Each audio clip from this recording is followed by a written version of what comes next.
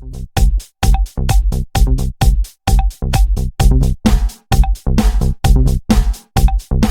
it awful? Hey guys, how's it going? Back here in the shop today, and the goal today is to try and get the dash back in. In our last video, you saw that we got our 5-speed, our manual pedal box in. We got our clutch quadrant in, a bunch more weight loss.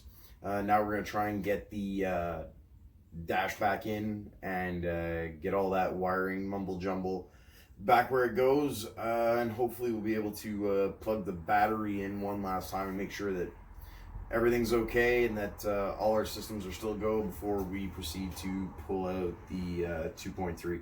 So let's get back to work, guys. I'll be back with you guys in a minute.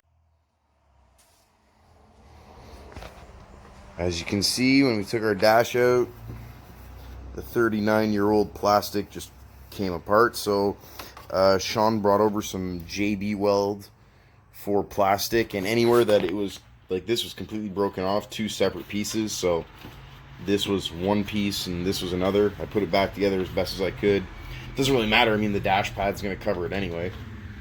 Not like the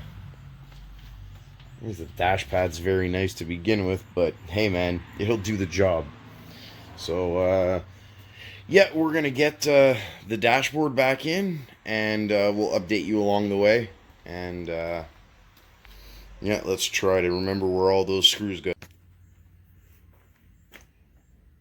Well guys, the dash is in. It's all bolted in, it's all tight. Next step, reroute these relays, get some covers put back on, get the gauge cluster back in. Right now, just plugging the headlight switches being a bit of a pain in the butt. The connector seems to have melted a little bit, so it's fighting me, but we'll get there one piece at a time.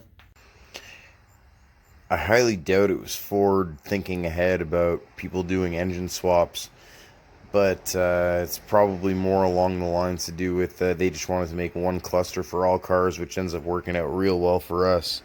So this is for the tack. Now it's set on 4-cylinder. Oh, need a tripod.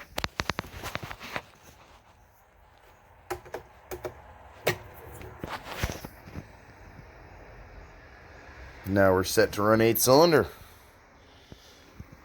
Let's get that cluster back in. Well, there you go, guys. Dash is officially back in. It's starting to look a little more like a car. And oh boy, now that it's starting to get cleared out and set up, am I starting to like the look of those 3 pedals. Looks pretty bare in there, I'll tell you.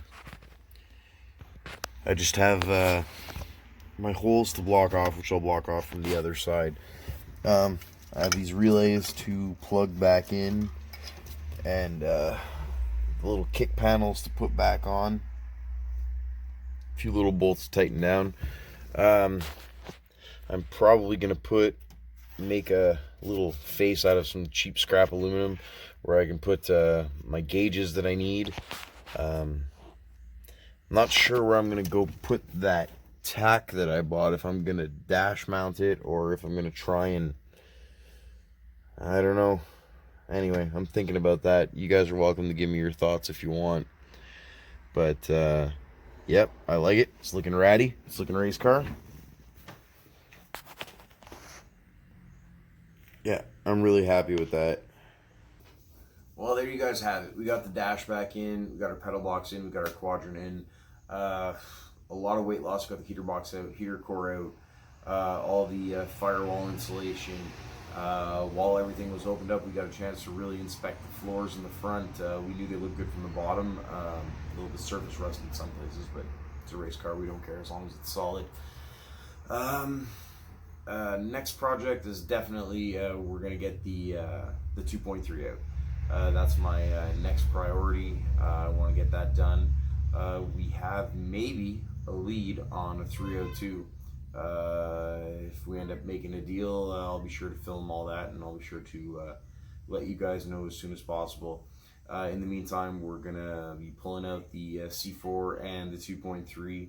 farting around with the other things we have. We have gauges that we can install, start working on the battery box, relocating it to the back. There's a lot of things we can do. So anyway, guys, this is a short and sweet one. I'll see you guys soon. Have a good one.